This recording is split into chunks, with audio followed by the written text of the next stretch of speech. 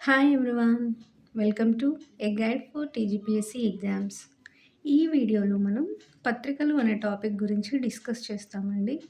So మనకి first bit వచ్చేసరికి భారతదేశంలో మొదటి పత్రిక ఏంటి?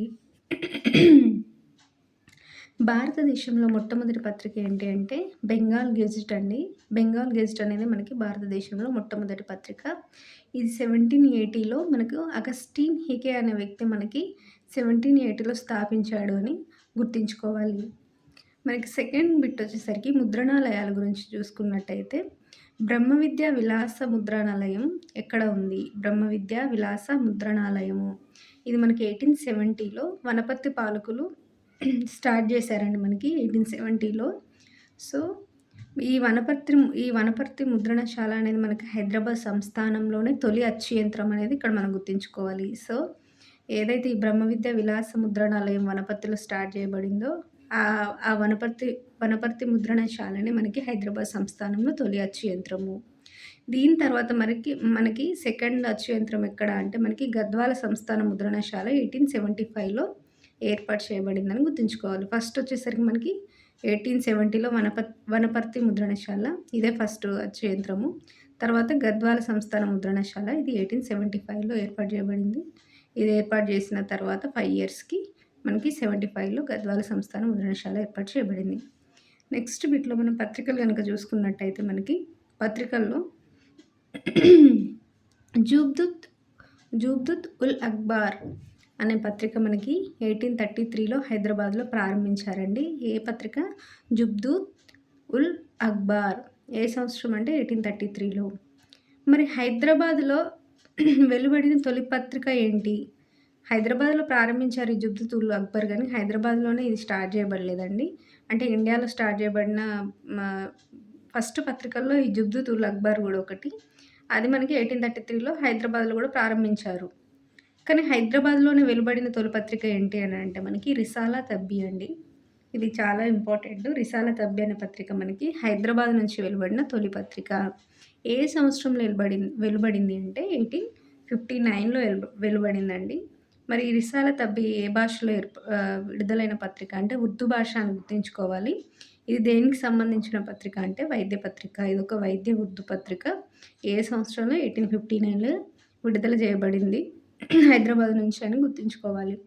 నెక్స్ట్ బిట్ వచ్చేసరికి మనకి నిజాం రాష్ట్రంలో వెలువడిన తొలి పత్రిక ఏంటి? మనకి హైదరాబాద్లో వచ్చేసరికి తొలి పత్రిక రిసాలా తబ్బీ అండి. మరి నిజాం రాష్ట్రం మొత్తంలో మనకి తొలి పత్రిక ఏంటి అని అంటే ఇది కొందరి అభిప్రాయం ప్రకారం అండి. కొందరి అభిప్రాయం ప్రకారం నిజాం రాష్ట్రం మొత్తంలో వెలువడిన తొలి పత్రిక వచ్చేసరికి అక్టా రెషాఫక్ అనేది మనకి పార్సీ భాషలో విడుదలైనటువంటి పత్రిక. ఇది 1878లో విడుదల చేయబడిందని కొందరి అభిప్రాయ ప్రకారం ఇదే తొలి పత్రిక నిజాం రాష్ట్రంలో అని అభిప్రాయపడుతున్నారు. నెక్స్ట్ బిట్ వచ్చేసరికి మనకి హైదరాబాద్ నుండి వెలువడిన మొదటి ఆంగ్ల పత్రిక ఏంటి? సో హైదరాబాద్ నుంచి వెలువడిన తొలి పత్రిక అంటే ఓవరాల్ భాషతో సంబంధం లేకుండా మనకి ఓవరాల్ పత్రికల్లో చూసుకుంటే కనుక మనకి రిసాలా తబ్బీ అండి. అండ్ ఇది ఏ భాషలో పత్రిక అని అంటే ఉర్దూ భాషలో పత్రిక. ఉర్దూ భాషలో ఇదే తొలి పత్రిక అండ్ ఓవరాల్ పత్రికల్లో కూడా ఇదే తొలి పత్రిక. మరి ఆంగ్లంలో తొలి పత్రిక ఏంటి అంటే దక్కన్ టైమ్స్ అండి. ఇది కూడా హైదరాబాద్ నుంచి వెలువడింది. సో హైదరాబాద్ నుంచి వెలువడిన మొదటి ఆంగ్ల పత్రిక దక్కన్ టైమ్స్. ఇది 1864లో మనకి విడుదల చేయబడింది. దీని స్థాపకుడు ఎవరు? దక్కన్ టైమ్స్ స్థాపకుడు అంటే అబ్దుల్ ఖాదీర్. మనకి నెక్స్ట్ బిట్ వచ్చేసరికి నిజాం ప్రభుత్వంచే నిషేధానికి గురైన మొదటి పత్రిక ఏంటి? సో ఇప్పటివరకు భాషల్లో ఏది మొదటిదని చూసుకున్నాం కదా అండి. ఇప్పుడేమో మనకి నిజాం ప్రభుత్వం నిషేధించిన మొదటి పత్రిక ఏంటి అని అంటే మనకి హైదరాబాద్ రికార్డర్ అండి. హైదరాబాద్ రికార్డర్ అనే పత్రికను ఫస్ట్ టైం మనకి నిజాం గవర్నమెంట్ నిషేధించిందని గుర్తుంచుకోవాలి. ఏ సంవత్సరంలో అంటే 1885లో మనకి నిషేధించబడింది పత్రిక. ఇది ఏంటంటే మరి హైదరాబాద్ రికార్డర్ అనేది ఏ భాషలో విడుదలైన పత్రిక అంటే ఇంగ్లీష్ పత్రిక అండి ఇది హైదరాబాద్ రికార్డరు. ఎందుకు దీన్ని నిషేధించాడు నిజాం గవర్నమెంట్ అని అంటే మనకి బ్రిటిష్ రెసిడెంట్‌ని కైజర్ అని వర్ణించడం వలన మనకి ఈ హైదరాబాద్ రికార్డర్ అనే ఇంగ్లీష్ పత్రికను మనకి నిజాం గవర్నమెంట్ నిషేధించింది. మనకి హైదరాబాద్ రికార్డర్ పత్రిక ఎప్పుడు స్టార్ట్ చేయబడిందండి 1885లో నేను 1885లో నిషేధించబడిందని చెప్పానండి. కాదు, 1885లోనే మనకి హైదరాబాద్ రికార్డర్ పత్రిక స్టార్ట్ చేయబడింది. నిషేధం ఎప్పుడు అంటే 1892లో నిషేధం. 1892లో నిషేధం. నెక్స్ట్ బిట్ వచ్చేసరికి మనకి మౌలి-ఈ-నిస్వాన్ అనే పత్రిక మనకి ముస్లిం స్త్రీల సంస్కరణల కొరకు స్థాపించారండి. మౌలి-ఈ-నిస్వాన్ అనే పత్రికను దేనికోసం స్థాపించారంటే మనకి ముస్లిం స్త్రీల సంస్కరణల కోసము. మరి దీని స్థాపకుడు ఎవరు అనంటే మనకి మౌల్వి మొహిబ్ హుస్సేన్ అనే వ్యక్తి మనకి ఈ మౌల్వి-నిస్వాన్ అనే పత్రిక యొక్క స్థాపకుడు. ఏ సంవత్సరంలో స్థాపించాడు అంటే 1892. ఈ మౌల్వి మొహిబ్ హుస్సేన్‌ని మనం హైదరాబాద్ జర్నలిజానికి ఆద్యుడిగా పిలుచుకుంటామండి.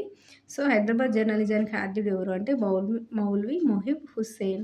ఈయన 1892లో స్థాపించినటువంటి మౌలి-ఈ-నిస్వాన్ అనేది ముస్లిం స్త్రీల సంస్కరణల కొరకు పాటుపడిందనేది ఇక్కడ మనం గుర్తుంచుకోవాల్సిన విషయము. నెక్స్ట్ బిట్ వచ్చేసరికి మనకి మౌల్వి మొహిబ్ హుస్సేన్ బిరుదులు ఏంటి మరి?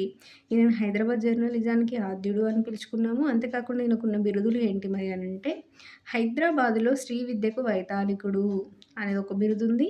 మరియు తెలంగాణ సర్ సయ్యద్ అహ్మద్ ఖాన్ అనే ఒక బిరుదుంది. ఈ 2 బిరుదులు మనకి మౌల్వి మొహిబ్ హుస్సేన్ బిరుదులు.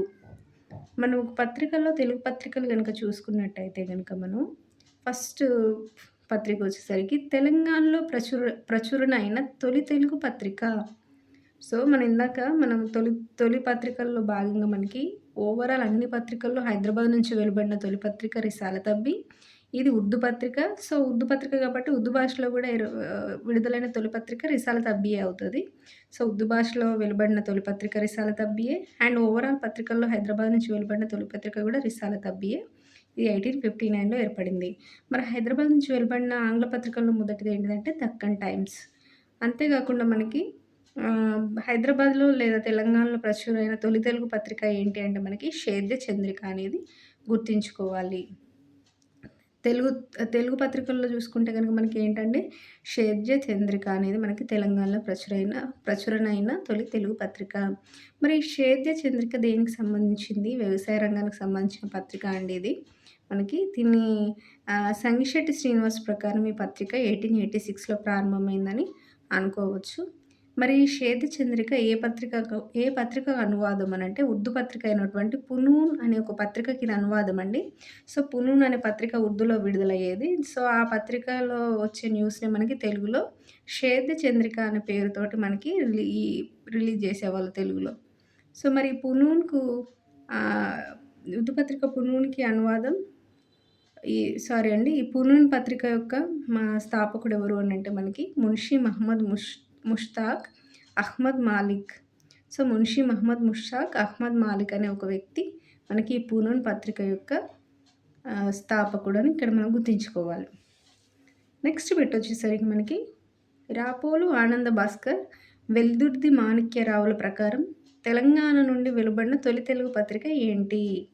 సో, మనం ఆల్రెడీ తెలంగాణలో ప్రచురైన తొలి తెలుగు పత్రిక షేద్య చంద్రిక అని చదువుకున్నాము. కాకపోతే ఇది కొందరి అభిప్రాయం ప్రకారము. ఇంకొంతమంది ఏమంటున్నారంటే షేద్య చంద్రిక కాకుండా దినవర్తమాన అనేది కూడా మనకి తెలంగాణ నుండి వెలువడిన తొలి తెలుగు పత్రిక అని అన్నారండి. ఎవరు భావించారు ఇలా? మరి దినవర్తమాన తొలి తెలుగు పత్రిక తెలంగాణ నుంచి వెలువడింది అనంటే రాపోలు ఆనంద భాస్కర్, వెల్దుర్తి మాణిక్యరావుల ప్రకారం మనకి తెలంగాణ నుండి విడుదలైన తొలి తెలుగు పత్రిక దినవర్తమానం. ఇంకొంతమంది ప్రకారం అయితే తొలి తెలుగు పత్రిక ఏంటంటే తెలంగాణలో విడుదలైంది షేద్య చంద్రిక.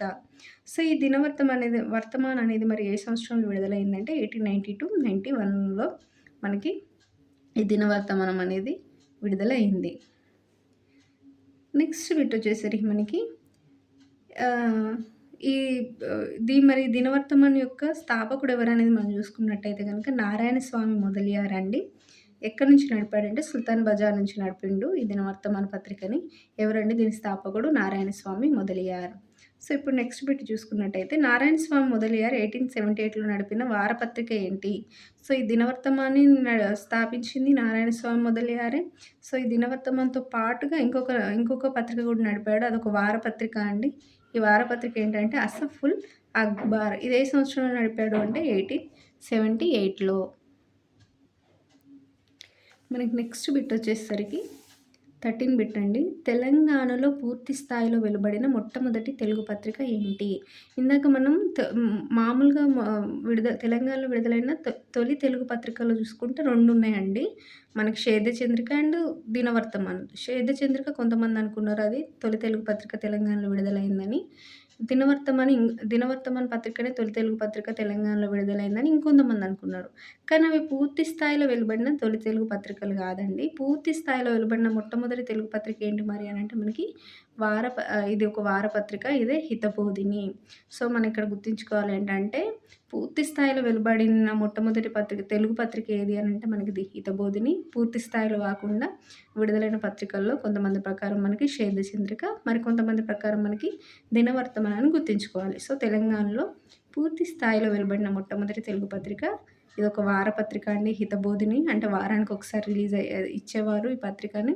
ఏ సంవత్సరంలో మనకి ఇది రిలీజ్ అయిందంటే 1913లో మనకి 'హితబోధిని' అనే పత్రికను రిలీజ్ చేశారు. ఎవరు అనంటే బండారు శ్రీనివాస శర్మ. ఈయన మహబూబ్ నగర్ నుండి మనకి ఈ 'హితబోధిని' పత్రికను నడిపాడు. మరి ఈ ముద్రణ యంత్రానికి సహాయం చేసింది ఎవరు అనంటే మనకి ఆత్మకూరు సంస్థానాధీశుడైనటువంటి శ్రీ రామభూపాల బహిరీ బలవంత్ బహద్దూర్ మనకి ఈ ముద్రణ యంత్రానికి సహాయం చేశాడని గుర్తుంచుకోవాలి. నెక్స్ట్ బిట్ వచ్చేసరికి తెలంగాణలో మొట్టమొదటి రాజకీయ వారపత్రిక ఏంటి? సో, రాజకీయ వారపత్రికలో మనం చూసుకున్నట్టయితే 'నీలగిరి' పత్రిక అనేది మొట్టమొదటి రాజకీయ వారపత్రిక అండి. సో, రాజకీయాలకు సంబంధించిన మొట్టమొదటి పత్రిక అదొక వారపత్రిక. అంటే వారానికి ఒకసారి రిలీజ్ అవుతది. అదేంటి అంటే 'నీలగిరి'. ఇప్పుడు మనం గుర్తుంచుకోవాల్సింది ఏంటంటే రాజకీయాలకు సంబంధించిన మొట్టమొదటి పత్రిక మనకు తెలంగాణలో విడుదలైంది ఏంటంటే రాజకీయాలకు సంబంధించి 'నీలగిరి'. మరి 'నీలగిరి' పత్రిక ఇది దినపత్రికనా, వారపత్రికనా, మాసపత్రికనా అంటే ఇది ఒక వారపత్రిక అండి. ఇది వారానికి ఒకసారి రిలీజ్ చేసేవాళ్ళు. ఏ సంవత్సరంలో స్టార్ట్ అయింది అనంటే మనకి 1922లో స్టార్ట్ అయింది. ఎవరండి ఈ పత్రికను మనకు స్టార్ట్ చేసింది అంటే షబ్నవీసు వెంకటరామ నరసింహారావు. ఈ పేరు ఇంపార్టెంట్, వ్యక్తి ఇంపార్టెంట్ అండి. ఎవరు అంటే షబ్నవీసు వెంకటరామ నరసింహారావు. నెక్స్ట్ బిట్ వచ్చేసరికి మనకి సంస్కారిణి గ్రంథమాలను స్థాపించి పుస్తకాలు ముద్రించింది ఎవరు? సో, మనకి ఈ షబ్నవీసు వెంకటరామ నరసింహారావు మనకి ఈ సంస్కారిణి అనే గ్రంథమాలను స్థాపించి ఈ సంస్థ ద్వారా మనకి అనేక పుస్తకాలు ముద్రించిండండి. ఏ గ్రంథమాల అంటే సంస్కారిణి అని గుర్తుంచుకోవాలి. ఈ షబ్నవీసు వెంకటరామ నరసింహారావు యొక్క కావ్యం ఏంటి అంటే మనకు ఫేమస్ 'బాలికా విలాపం' అనే కావ్యం ఈయన రాసినటువంటి కావ్యం అని గుర్తుంచుకోవాలి. నెక్స్ట్ బిట్ వచ్చేసరికి తెలుగు వారపత్రిక మనకి ఎప్పుడు రిలీజ్ అయిందంటే 1922 ఆగస్టు 27లో రిలీజ్ అయిందండి. ఈ తెలుగు అనే పత్రిక మనకి ఇదొక వారపత్రిక అండి. అంటే దినపత్రిక కాదు, మనకి మాసపత్రిక కాదు. ఇది వారానికి ఒకసారి రిలీజ్ అయ్యే వారపత్రిక అని గుర్తుంచుకోవాలి. సో, ఎవరు మరి దీన్ని రిలీజ్ చేసిన వాళ్ళు అనంటే ఒద్దిరాజు సీతారామచంద్రరావు, ఒద్దిరాజు రాఘవరంగారావు అనే ఇద్దరు ఒద్దిరాజు సోదరులు మనకి ఈ తెలుగు వారపత్రికని 1922లో మనకి స్టార్ట్ చేశారండి. మరి ఒద్దిరాజు సోదరులు ఈ తెలుగు వారపత్రికతో పాటుగా ఇనుగుర్తి ప్రింటింగ్ ప్రెస్‌ను కూడా స్థాపించారండి. ఈ ఇనుగుర్తి ప్రింటింగ్ ప్రెస్‌ను ఎక్కడ స్థాపించారంటే మనకి మహబూబ్ నగర్ జిల్లాలో ఇనుగుర్తి గ్రామంలో ఇనుగుర్తి ప్రింటింగ్ ప్రెస్‌ని స్టార్ట్ చేశారండి. సో, ప్రింటింగ్ ప్రెస్ ఉంటేనే కదండీ మనం పత్రికను రిలీజ్ చేయగలుగుతాం. ప్రింటింగ్ లేకుండా మనం పత్రికను రిలీజ్ చేయలేం కదా! సో, ఇనుగుర్తి ప్రింటింగ్ ప్రెస్‌ని స్థాపించిన తర్వాత ఇక్కడి నుంచే మనకి తెలుగు అనే వారపత్రికను నడిపారనేది గుర్తుంచుకోవాలి. నెక్స్ట్ బిట్ వచ్చేసరికి మనకి విజ్ఞాన ప్రచారిణి శ్రీగంధమాల స్థాపించినది ఎవరు? విజ్ఞాన ప్రచారిణి శ్రీగంధమాల అనే సంస్థను స్థాపించింది మనకి ఒద్దిరాజు సోదరులండి. ఇది మనకి ఏ సంవత్సరం అంటే 1919లో విజ్ఞాన ప్రచారిణి శ్రీగంధమాల అనే దాన్ని స్థాపించింది ఒద్దిరాజు సోదరులు 1919లో. నెక్స్ట్ బిట్ వచ్చేసరికి మనకి గోల్కొండ పత్రికను మనకి 1926లో ఈ పత్రిక ఏ సంవత్సరంలో రిలీజ్ అయిందనేది చాలా ఇంపార్టెంట్. ఏ సంవత్సరం అంటే 1926. ఎవరు స్టార్ట్ చేశారంటే మనకి దీన్ని దీనికి సంపాదకుడుగా మనకి సురవరం ప్రతాప్ రెడ్డి ఉన్నాడండి. సో, గోల్కొండ పత్రిక సంపాదకుడండి ఈయన. ఎవరు అంటే సురవరం ప్రతాప్ రెడ్డి. ఇది ఏ సంవత్సరంలో రిలీజ్ అయింది గోల్కొండ పత్రిక అంటే 1926.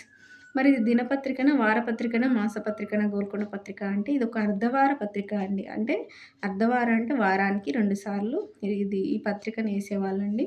ఏ వారం అనేది కూడా ఇంపార్టెంటే కాబట్టి బుధవారం, శనివారంలో మనకి ఈ గోల్కొండ పత్రిక అనేది వేసేవాళ్ళు. ఎక్కడ ఇది స్టార్ట్ చేయబడిందంటే మనకి నల్గొండలో స్టార్ట్ చేయబడిందండి గోల్కొండ పత్రిక. అయితే ఫస్ట్ ఈయన సురవరం ప్రతాపరెడ్డి ఈ గోల్కొండ పత్రికకు ఆంధ్ర పత్రిక అని పేరు పెట్టాలనుకున్నాడండి. కానీ ఆ పేరును నిజాం వ్యతిరేకించడంతో ఈయన గోల్కొండ అని పేరు పెట్టాడని గుర్తుంచుకోవాలి. ఫస్ట్ పెట్టాలనుకున్న పేరేంటి అంటే ఆంధ్రపత్రిక అని. కాకపోతే దానికి నిజాం గవర్నమెంట్ గాని, నిజాం గాని ఒప్పుకోకపోవడం వల్ల గోల్కొండ అని పెట్టాడని చెప్పి మనం గుర్తుంచుకోవాలి. అంతేకాకుండా మరి ఈ పత్రిక యొక్క ముద్రణ ఎప్పుడు ఆగిపోయింది అనంటే మనకు స్టార్ట్ అయింది 1926 అయితే మనకి ఈ పత్రిక యొక్క ముద్రణ ఆగిపోయింది 1966లో అని గుర్తుంచుకోవాలి. నెక్స్ట్ బిట్ వచ్చేసరికి సుజాత పత్రిక మనకి ఎవరు స్టార్ట్ చేశారు అనంటే మనకి సుజాత పత్రికను 1927లో స్టార్ట్ చేశారండి. ఎక్కడి నుంచి స్టార్ట్ చేశారు? హైదరాబాద్ నుంచి అని గుర్తుంచుకోవాలి. ఈ సుజాత పత్రిక దేనికి సంబంధించిందంటే ఇది ఒక సాహిత్య మాసపత్రిక అండి. అంటే నెలకొకసారి రిలీజ్ అయ్యే పత్రిక. ఇది సాహిత్యానికి సంబంధించిన పత్రిక. దీని సంపాదకులు ఎవరు మరి అంటే మనకి పసుమాముల నరసింహశర్మ అనే వ్యక్తి మనకి సుజాత పత్రిక యొక్క సంపాదకులు. మరి ఈ సుజాత పత్రికకు సుజాత అనే పేరు ఎవరు మనకు సూచించారు అంటే రాయప్రోలు సుబ్బారావు ఈ పత్రికకి ఈ పేరు పెట్టమని సూచించాడు. నెక్స్ట్ బిట్ వచ్చేసరికి మనకి భాగ్యనగర్ పత్రిక. భాగ్యనగర్ పత్రిక మనకి ఏ ఇయర్‌లో స్టార్ట్ అయిందండి? 1931లో. ఎవరు స్టార్ట్ చేశారు? భాగ్యరెడ్డి వర్మ. మనకి ఇక్కడ ఇంపార్టెంట్ ఏంటంటే ఈ భాగ్యనగర్ పత్రిక మీద చార్మినార్, మక్కా మసీదు, అజంతా ఎల్లోరా చిత్రాలు మనకి ముఖ చిత్రాలుగా ఉండేవి భాగ్యనగర్ పత్రిక మీద అని గుర్తుంచుకోవాలి. సో మనకి 1931లో భాగ్యనగర్ పత్రికగా స్టార్ట్ చేయబడినటువంటి ఈ పత్రిక మనకి 1937 నుండి ఆది హిందూ పత్రికగా మారింది. సో ఫస్ట్ భాగ్యనగర్ పత్రిక అనేవాళ్ళు 31లో స్టార్ట్ చేసినప్పుడు 1931లో, తర్వాత 1937 నుంచి దీన్ని ఆది హిందూ పత్రికగా పిలుస్తున్నారు. మరి ఈ పత్రిక దినపత్రికనా అంటే కాదండి, పక్షపత్రిక. పక్షపత్రిక అంటే ఏంటంటే 15 డేస్‌కి ఒకసారి వస్తదండి ఇది. సో భాగ్యనగర్ పత్రిక అనేది ఏ పత్రిక అండి? పక్షపత్రిక. నెక్స్ట్ బిట్ వచ్చేసరికి మనకి పూలతోట పత్రిక మనకి ఏ ఇయర్‌లో స్టార్ట్ అయిందంటే 1932-35 మధ్యలో స్టార్ట్ అయిందండి పూలతోట పత్రిక. ఇది హన్మకొండ నుండి స్టార్ట్ అయింది. ఎక్కడి నుంచి పూలతోట పత్రిక స్టార్ట్ అయింది? హన్మకొండ నుండి. దీని యొక్క ఇంపార్టెన్స్ ఏంటి మనకి పూలతోట పత్రిక గురించి అంటే ఈ పూలతోట పత్రిక అనేది మనకి తెలంగాణ నుండి తొలి బాలల పత్రిక. మనం ఇప్పటివరకు ఏ భాషల్లో ఏ పత్రికలు మొదటి పత్రికలు, అంతేకాకుండా రాజకీయాల్లో ఏది మొదటి పత్రిక అని చూసుకున్నాం కదండీ. అంతేకాకుండా మనకి ఈ బాలల పత్రిక, తొలి బాలల పత్రిక ఏది అని అంటే మనకి పూలతోట పత్రిక అనేది గుర్తుంచుకోవాలి. తెలంగాణ నుంచి తొలి బాలల పత్రిక. మరి దీని సంపాదకుడు ఎవరు? పూలతోట పత్రిక యొక్క సంపాదకుడు మనకి కంబంపాటి అప్పన్న శాస్త్రి అండి. ఎవరు? కంబంపాటి అప్పన్న శాస్త్రి. నెక్స్ట్ బిట్ వచ్చేసరికి మనకి తెలుగు తల్లి పత్రిక. ఇది ఒక మాసపత్రిక అండి. ఇది 1939లో స్టార్ట్ చేయబడింది. దీని యొక్క ఇంపార్టెన్స్ ఏంటి అంటే మనకి ఈ పత్రిక తెలుగు తల్లి పత్రిక అనేది రాచమల్ల సత్యవతి దేవి సంపాదకత్వంలో రిలీజ్ అయిందండి. సో ఇది తొలిసారిగా ఒక మహిళా సంపాదకత్వం వహించిన పత్రిక ఏది అంటే తెలుగు తల్లి పత్రిక. అదే దీని ఇంపార్టెన్సీ.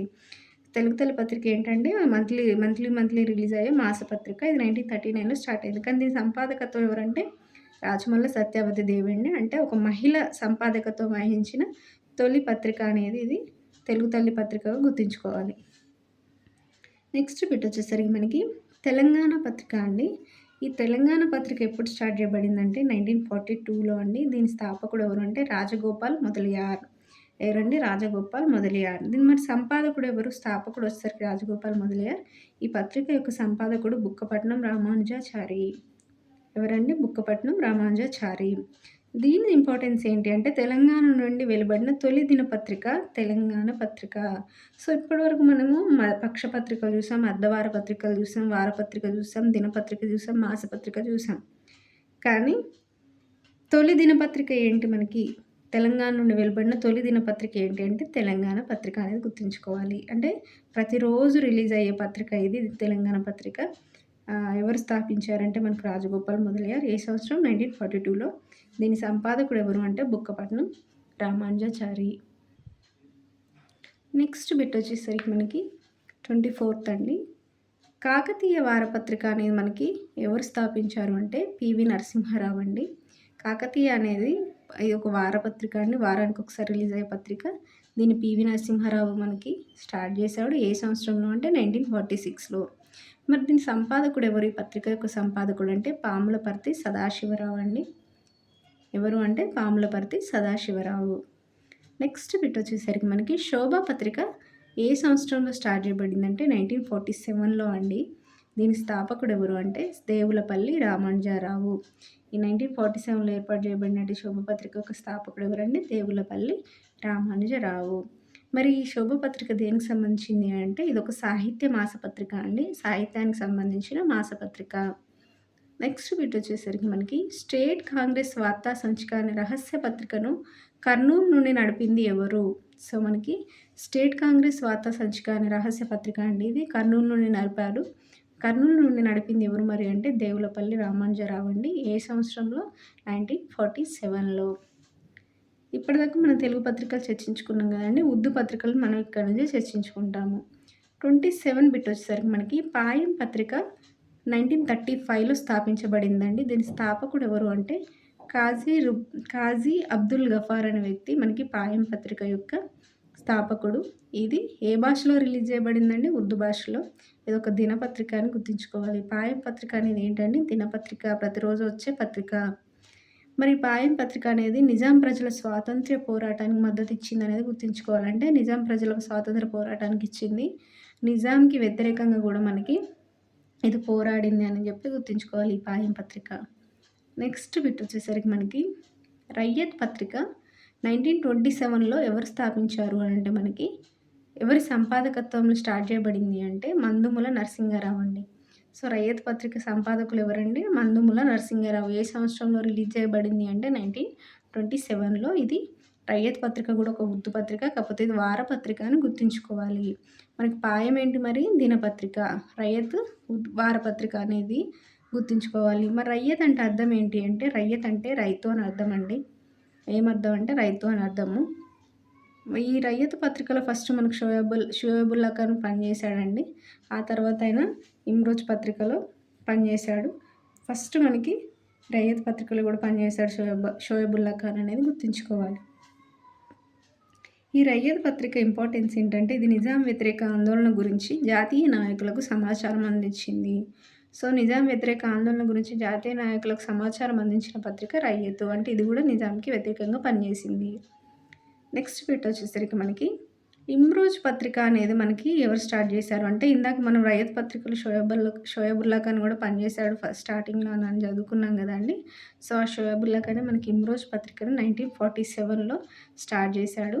ఇది ఒక ఉర్దూ వారపత్రిక అండి. అంటే ఇది ఉర్దూలో రిలీజ్ చేయబడినటువంటి వారపత్రిక. ఇది వారానికి ఒకసారి రిలీజ్ చేస్తారు. ఇమ్రోజ్ అంటే అర్థం ఏంటి మరి అంటే ఇమ్రోజ్ అంటే నిప్పు కణిక అని అర్థం అండి. రయ్యత్ అంటే అర్థం రైతు, ఇమ్రోజ్ అంటే అర్థం నిప్పు కణిక అని గుర్తుంచుకోవాలి. సో ఈ పత్రిక నడపడం వల్ల ఈ పత్రికలో ఈయన రజాకార్ల దురంగతాలను ఎండగడుతూ ఈయన రజాకార్లకు వ్యతిరేకంగా న్యూస్ రాయడం వలన షోయబుల్లా ఖాన్ని 1948లో ఆగస్టు 20న హత్య చేశారు రజాకార్లు అనేది మనకి గుర్తుంచుకోవాలండి. ఈయనను ఈ ఇమ్రోజ్ పత్రికలో రజాకార్లకు వ్యతిరేకంగా న్యూస్ రాయడం వల్ల చంపేశారు, హత్య చేశారు అనేది గుర్తుంచుకోవాలి. సో ఇతర పత్రికలు ఇంకే పత్రికల్లో ఈయన పనిచేశాడు షోయబుల్లా ఖాన్ అంటే మనకు ఫస్ట్ రయ్యత్ అనుకున్నాం కదండి. దాని తర్వాత మనకి తేజ్ అనే ఒక ఉర్దూ వారపత్రికలో కూడా ఈయన పనిచేశాడు. సో తేజ్ అనే ఉర్దూ పత్రిక ప్లస్ రయ్యత్ అనే పత్రిక, అంతేకాకుండా ఇమ్రోజ్ పత్రికలో కూడా పనిచేశాడని గుర్తుంచుకోవాలి ఎవరు? షోయబుల్లా ఖాన్. ఈ తేజ్ ఉర్దూ వారపత్రిక అనేది ఈయన పనిచేసిన మొదటి పత్రిక అనేది గుర్తుంచుకోవాలి. నెక్స్ట్ బిట్ వచ్చేసరికి మనకి లాస్ట్ బిట్ అండి. ఇది నిజాం ప్రజల స్వాతంత్ర్య పోరాటానికి మద్దతు ఇచ్చిన ఉర్దూ పత్రికలు ఏంటి? సో నిజాం ప్రజల స్వాతంత్ర పోరాటానికి అంటే నిజాంకి వ్యతిరేకంగా ఎవరైతే ప్రజలు స్వాతంత్ర్యం కోసం పోరాడారో ఆ నిజాం ప్రజల స్వాతంత్ర పోరాటానికి మద్దతు ఇచ్చిన ఉర్దూ పత్రికలు మనకి పాయం పత్రిక, రయ్యత్ పత్రిక, ఇమ్రోజ్ పత్రిక అండి. ఇప్పటిదాకా మనం ఆ 3 పత్రికలను డిస్కస్ చేసాం. ఈ 3 పత్రికలు మనకి నిజాం ప్రజల స్వాతంత్ర పోరాటానికి మద్దతు ఇచ్చాయి. అదేవిధంగా నిజాంకి వ్యతిరేకంగా కూడా పనిచేశాయి. సో పాయం అనేది మనకి దినపత్రిక, రయ్యత్ అనేది మనకి వారపత్రిక, ఇమ్రోజ్ అనేది కూడా మనకి వారపత్రిక అని గుర్తుంచుకోవాలి. సో ఇక్కడితో మనకి 30 బిట్స్ కవర్ అయ్యండి ఈ వీడియోలో. నెక్స్ట్ బిట్స్ మనం నెక్స్ట్ వీడియోలో డిస్కస్ చేస్తాం. Thank you.